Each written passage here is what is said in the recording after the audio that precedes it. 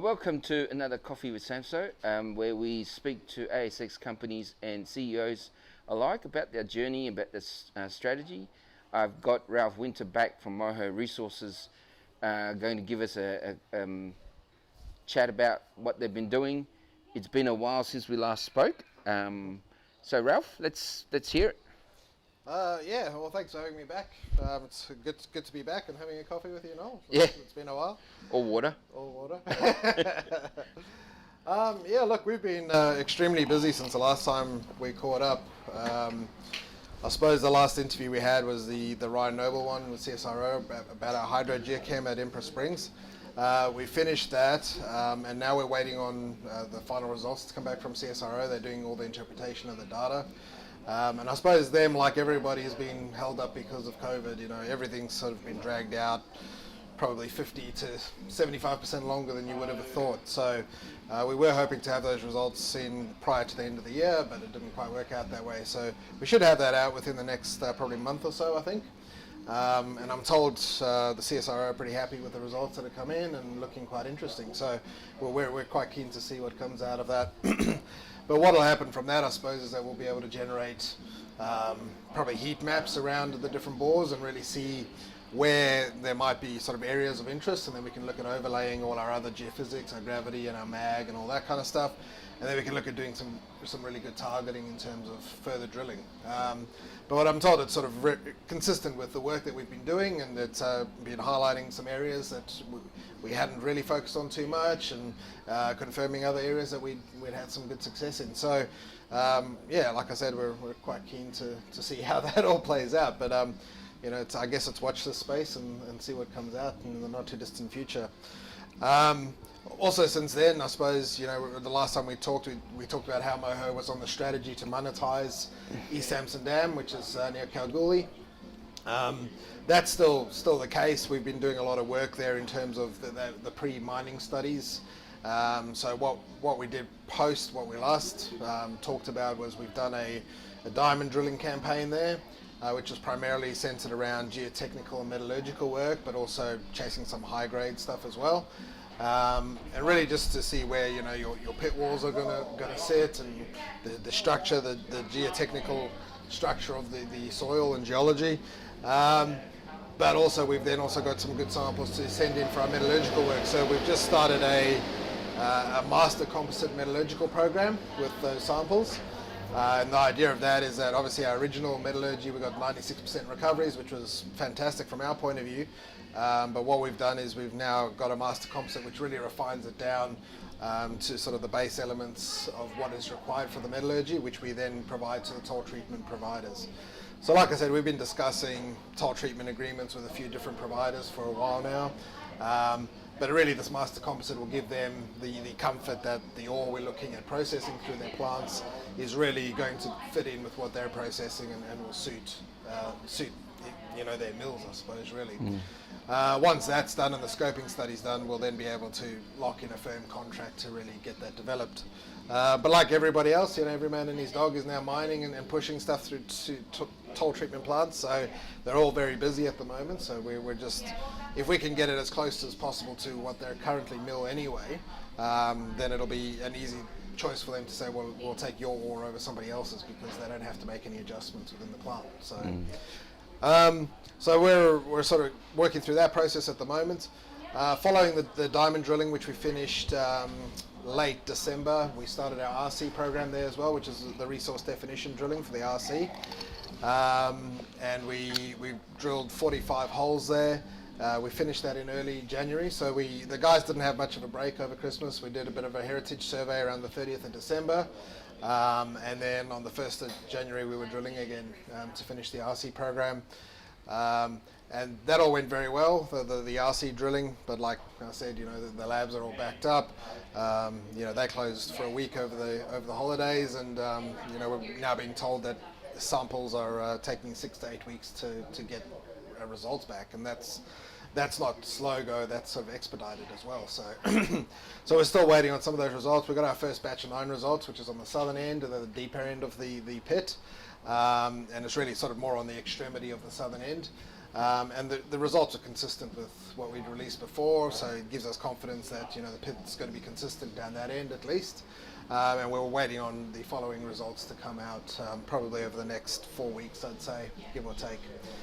So we'll have a series of results coming out that people hopefully anticipate, and we'll be able to see that we're well on our way to monetizing the target. Due to the delays, obviously, I suppose in the assaying, where the JORC resource has probably been pushed back a little bit. We were expecting to have it done in March. Now it looks like it'll probably be April, more than likely. But the scoping study, everything else is being done in the background, so the scoping study is still set to be done by the end of June. At which point, we as a company can decide whether or not it's a viable option for us to actually mine it. I mean, all the indications at this point say that it is, but until we get the final studies through, we won't know for sure.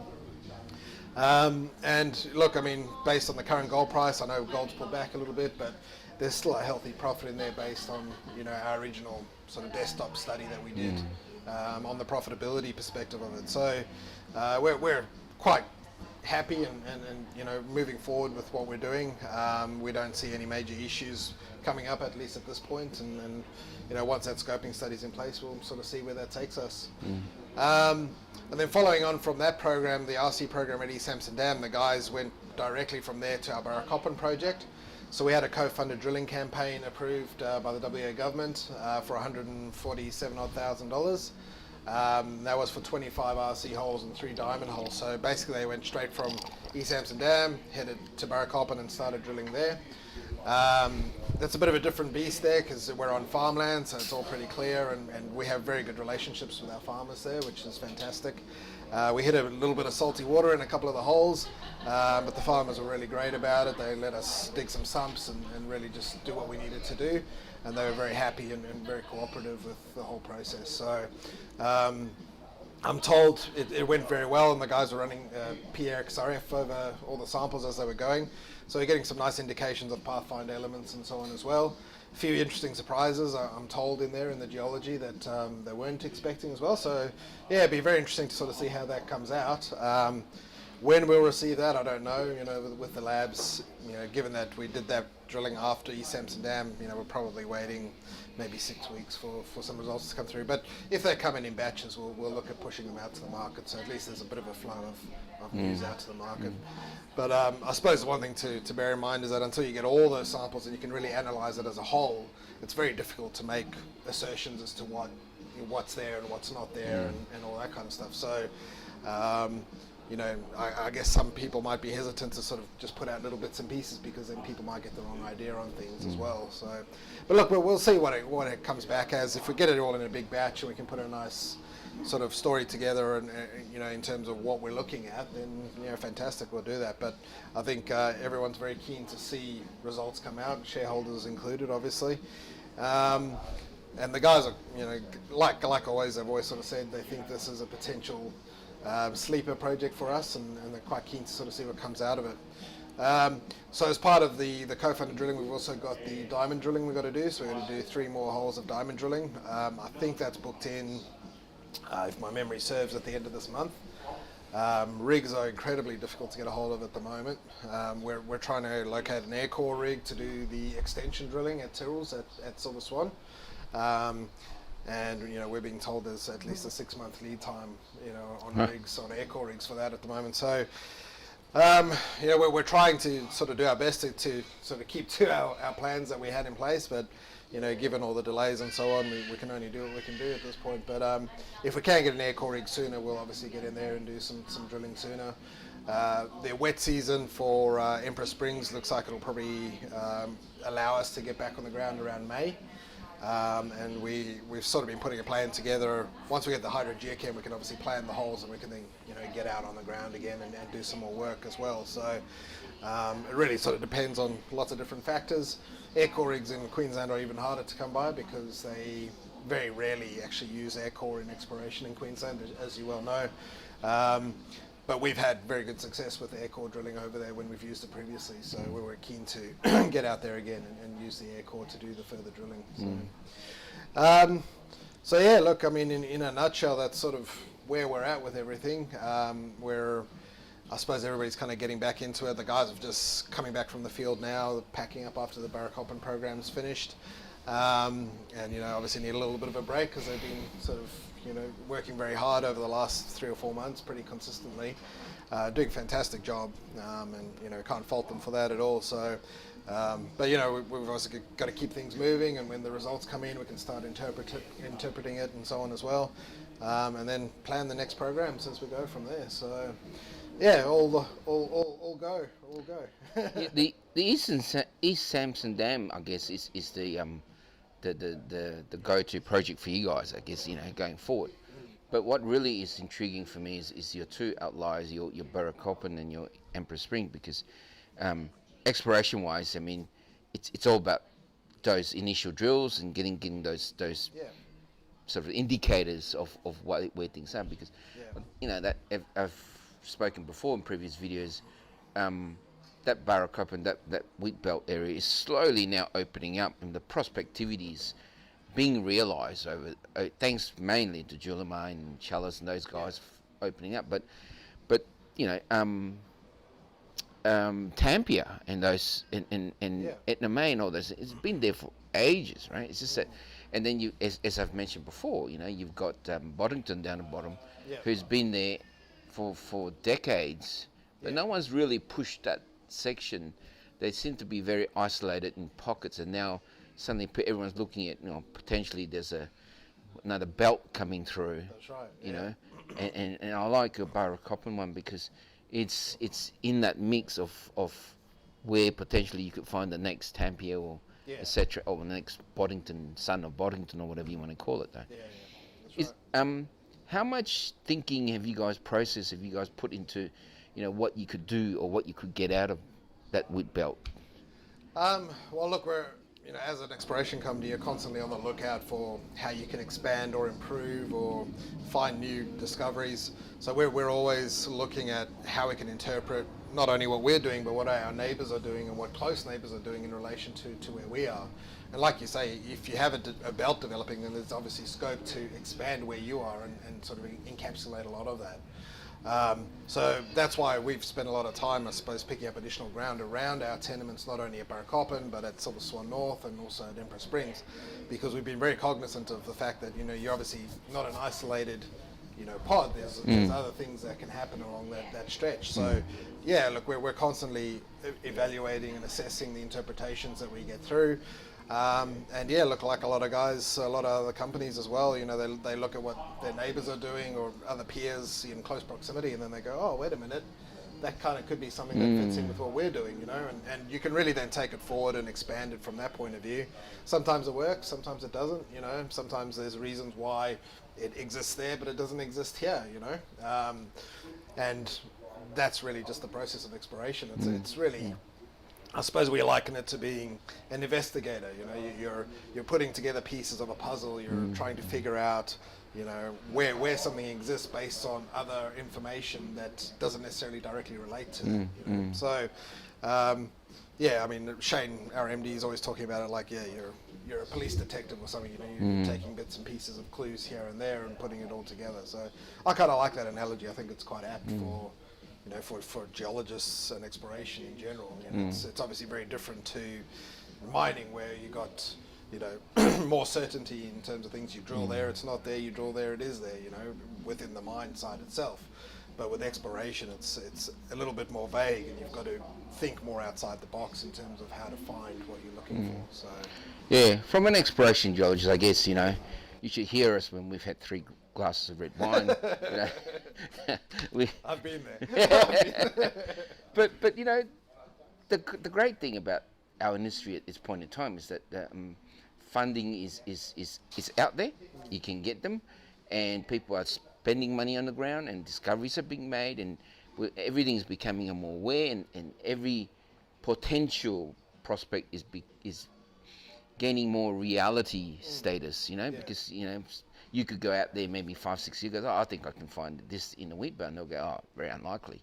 But now it's a different case, because people are starting to realise that these things do exist, So going forward, like I mean, I saw some of your intercepts, and you mentioned it before about how it's consistent with your drilling and everything else. That must be very encouraging for you guys going forward in East Samson Dam. Yeah. Oh, it is. I mean, it's the guys have spent a lot of time trying to really understand the geology.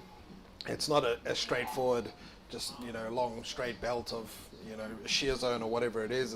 It's very chopped up. It's very churned up. Obviously, something's happened there that's sort of broken it up. But that being said, that's really given it the impetus to sort of coexist in that particular area. So even though there are a lot of faults and a lot of structures and so on breaking everything up, the guys are very happy with the fact that they now have a very good understanding. And when they drill, based on their planning, they can actually go, we expect to intersect a fault line here, within the geology. And, lo and behold, within a metre or two of that, from their modelling that they've done, they can actually intersect it. So we're very happy from our point of view that we now have a much better grasp of how it works and how it's structured, which will obviously allow us to better plan for the mine down the track, because then that if you dig in this area, you're going to find something for sure. And it's not like previously where we didn't know necessarily there was an offset, and we tried to drill in an area and we didn't quite get the results we were expecting, But that's the nature of exploration, and that does happen a lot, far more than people probably know about, really. So, but yeah, look, I agree with your comments on exploration. A couple of years ago, people were going on about, the big companies aren't putting enough money into exploration, and the small companies can't afford to explore, and nothing's happening, and when are we going to find the next gold mine? When are we going to find the next nickel mine?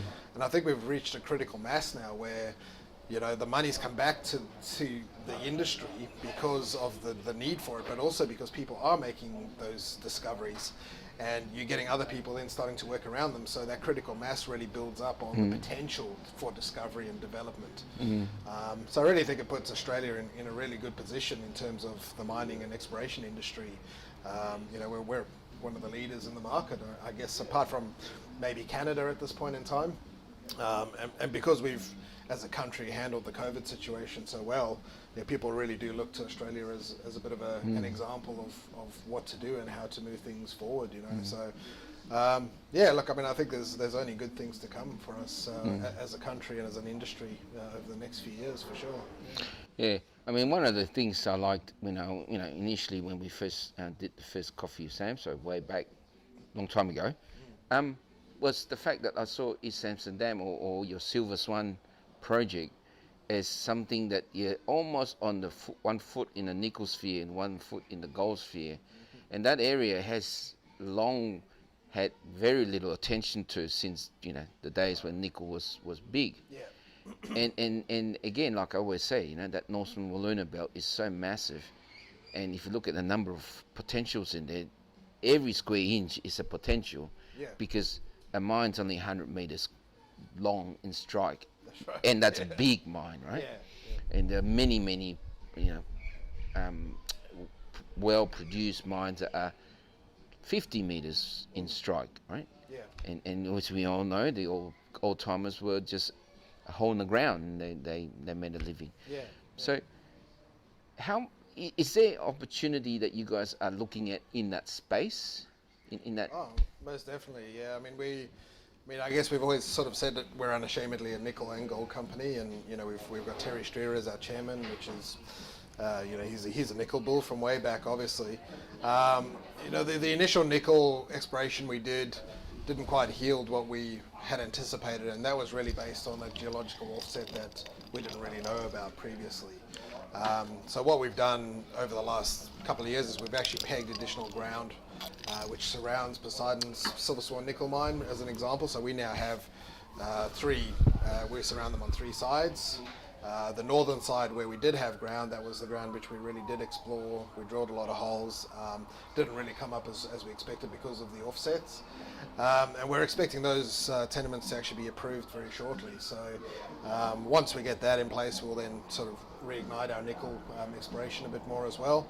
But we're always on the look for potential enhancements in terms of what we can do, not only from the gold side but from the nickel side as well. So whether it's related to our project specifically or something that will complement our project or our suite of projects, we're always on the lookout for. So nickel is very definitely still on our radar in terms of development and so on. But once again, just like with Burracoppin and Empress Springs, they're going to require money to move forward. So the monetization strategy really holds true for no matter where we go with the company and which projects we advance. We're going to need that money to advance it. So becoming a self-funded explorer as a company is still a very sound strategy for us. And we quite often get comments from our shareholders saying, look, I really like your strategy. I think it's a very sound way to look at doing it. And they like the fact that the whole plan is to really not dilute the shareholders, whereas other companies take a different tack. They raise a lot of money, and that's great, but then they end up with 1.5, 2 billion shares on issue, and the shareholders get diluted down quite significantly. So I suppose somebody asked me recently whether it's a unique strategy, and I suppose in a sense it probably is slightly unique for a small company, because small companies generally don't do that, but you don't always have the opportunity as a small company to monetize your assets early on. So we saw that opportunity, and we really just said, well, look, let's take that and try and make it that we are a company that's not wholly diluting our shareholders down and devaluing their shares as we go over time. So but yeah, look, I think we're always on the lookout, like I said, for other opportunities as well to expand, and we believe we've got fantastic company maker projects, but it doesn't mean that there aren't other ones that we can also capitalize on as we go, and we as a company want to grow. We don't just want to stay the same size. So if we can do that and we can develop other facets of what we're doing, then yeah, we're more than happy to do that, obviously. Yeah. I guess, like every other companies, everyone's got a different strategy of how they want to do things. And as we all know, that's why we have many letters in an alphabet, because plan A is never what it comes out to be, right? That's true. Yeah. And being able to be mobile and be able to adjust is really a unique skill in this sector, I guess. Yeah, but, in terms of exploration in Queensland, I guess it's going to take a little bit longer. That's sort of a longer lead time kind of project. Yeah. But the prize there is that also it's land of base metals. It's that's the kind of thing, the scenario over in Queensland. Would that be correct? Yeah, look, I think so, and I think based on the work that we've done, we still have a firm belief that we're on a belt scale type project, whether it's purely gold or gold and base metals. I mean, the indications we've gotten from the mineralized zones that we've discovered already is that it probably will be a multi-element type project, whether that's located in one area or over multiple zones along that stretch. I think it's still to be seen, but I think there's definitely potential there that we're going to come out with a lot more than just gold at the end of the day. And look, like you said, it's a longer term proposition, but that's the way we've always talked about it. We knew it was going to take a lot of money and a longer time frame, but the prize at the end of it's going to be all the more greater because it is such a fantastic large project. It's an area that's barely been touched historically, and like you mentioned, Julimar and all these areas before that people didn't look at, and then suddenly they've got something. I mean, we've been in a similar boat at Empress Springs. After we made our initial discoveries, we had a whole bunch of different companies go, oh, wait a minute, there's something in this area. Let's peg a whole bunch of ground around Moho, So we sort of feel we're leaders, I suppose, in this particular area that, we got in there when people weren't really looking at it, and now it's becoming, hot property. And, the more we discover and the more we do, other people do more work, and then they discover and do more, and it just becomes, you get back to that critical mass scenario like I was talking about. And really it just increases the odds of having a good discovery and being able to develop something worthwhile for the company and, for the country, really, overall. So, yeah. All right, fantastic. Ralph, it's good. Yeah, I mean, everything takes time, I guess, and I guess in this sector, a lot of times, now you guys are struggling with, people and equipment and timing and all that. But look, guys, feel free to send us messages and I guess comments will be fantastic. And don't forget to, as the YouTubers do, click that like button and subscribe. Yep. Subscribe. Yeah, that's the one. But look, Ralph, thank you for giving us time and giving us an update. I'm sure in times when your results roll in, we'll have another chat. Yeah, that'd be great. Yeah, for sure. When we eventually get our results, we'll get back in and let everybody know what we got. So, yep. Yeah. All right. Well, thank thanks you for having me. All right. Appreciate Welcome. it.